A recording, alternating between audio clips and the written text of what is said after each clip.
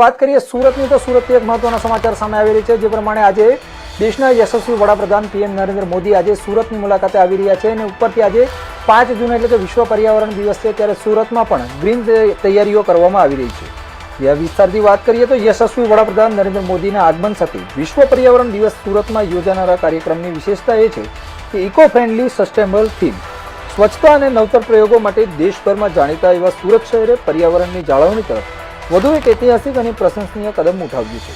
સ્વચ્છતા અને પર્યાવરણ સંવર્ધનને પ્રાધાન્ય આપતા વડાપ્રધાનશ્રીની ટકાઉ વિકાસની વિભાવનાને સાકાર કરતા આ કાર્યક્રમમાં પ્લાસ્ટિક અને થર્મોકોલ મુક્ત સંપૂર્ણ સાતત્યપૂર્ણ સજાવટનો અભિગમ અપનાવી ડિજિટલ પ્લાસ્ટિક ફ્લેક્સ બેનરોને તિલાંજલિ આપીને સંપૂર્ણપણે ગ્રીન પ્રોટોકોલ અમલી કરાયો છે। ત્યારે ભારતની સૌથી સ્વચ્છ નગરીઓમાં સ્થાન પામતા સુરતની પર્યાવરણીય સફર અને દેશના હરિયાળા ભવિષ્યને વિઝનને ભવ્ય રીતે પ્રદર્શિત કરાયું છે। આ સાથે જ નવતર પ્રયોગોના ભાગરૂપે લોકોને ગરમીથી રાહત આપવા કાર્યક્રમ સ્થળે તેની આજુબાજુના વિસ્તારમાં અને પાર્કિંગના પોઈન્ટ પાસે અંદાજે 150 તેમજ 20-20 લીટરના પારંપરિક માટીના માટલા પણ મૂકવામાં આવ્યા છે।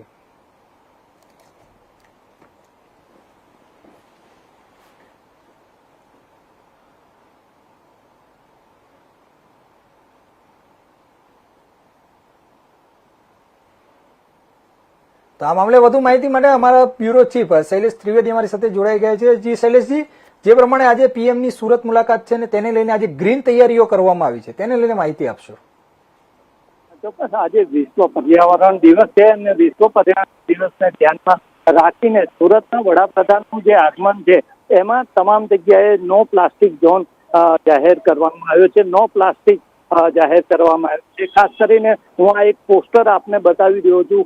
આ પણ રીયુઝ પ્લાસ્ટિકમાંથી બનાવવામાં આવેલું પોસ્ટર છે। સાથે સાથે જે ઇન્ડોર સ્ટેડિયમની અંદર આ કાર્યક્રમ યોજાવાનો છે તે આ ઇન્ડોર સ્ટેડિયમ છે ને આ ઇન્ડોર સ્ટેડિયમની અંદર ગ્રીન થીમ ઉપર અને નો પ્લાસ્ટિક ઝોન તરીકે આવી જ રીતે વાંસના બાંબુ અને ગ્રીનરીનો ઉપયોગ કરવામાં આવ્યો છે। સાથે સાથે ઉનાળાનો સમય છે અને ખૂબ લોકોને પાણી પીવા માટે પ્લાસ્ટિકની બોટલની જગ્યાએ માટલા મૂકવામાં આવ્યા છે। પરંપરાગત રીતે માટલા મૂકવામાં આવ્યા છે।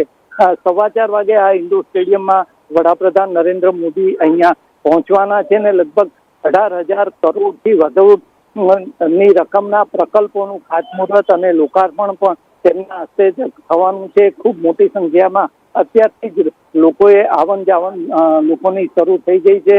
થોડી જ વારમાં રાજ્યના મુખ્યમંત્રી પણ સુરત આવી પહોંચશે।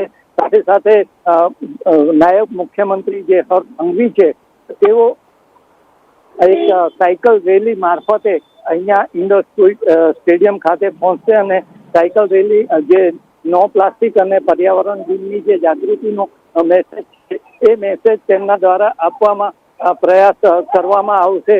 જે કેટલાક અહીંયા મુલાકાતીઓ આવી રહ્યા છે એમની સાથે વાત કરી। આજે વડાપ્રધાન આવી રહ્યા છે, શું કહેશો? યોગ દિવસના માટે અહીંયા પ્રોગ્રામ રાખેલો પર્યાવરણ દિવસ છે 5 જૂન છે એટલા માટે સર આવી રહેલા છે તો એના માટે અમે સન્માન માટે બધા આવેલા છે। તમે એના સન્માન કરીશું। આપ યોગ સાથે સંકળાયેલા યોગનું પ્રદર્શન કરેલા છે। અમે યોગમાં બધા સંકળાયેલા છે। અમારા કોર્ડિનેટર આગળ ઉભા છે બધા। કયા પ્રકારના યોગનું અહીંયા પ્રદર્શન કરાવે?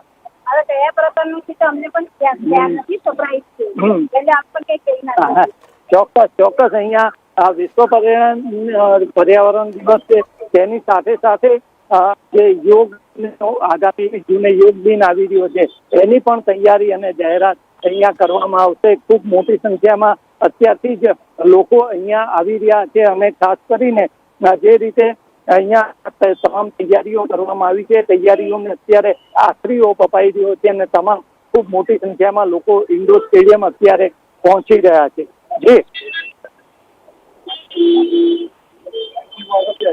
જી, જે પ્રમાણે અત્યારે ગરમીનો માહોલ છે તેને લઈને અત્યારે એવું જાણવા મળી રહ્યું છે કે પાર્કિંગથી લઈને સભા સ્થળ સુધી બધી જગ્યાએ જે પાણીના વિશેષ માટલાની વ્યવસ્થા કરવામાં આવી છે, માટીના માટલાની વ્યવસ્થા કરવામાં આવી છે।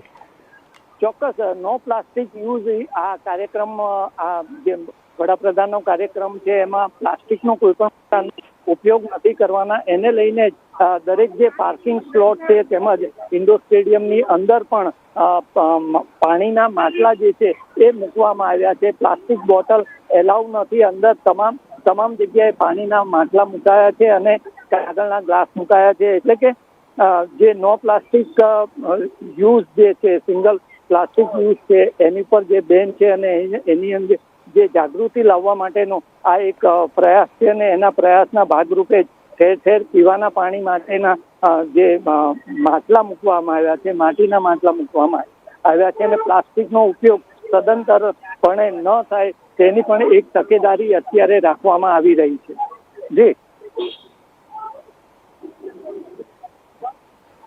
જી ધન્યવાદ શૈલેષજી સમગ્ર મામલે માહિતી આપવા બદલ.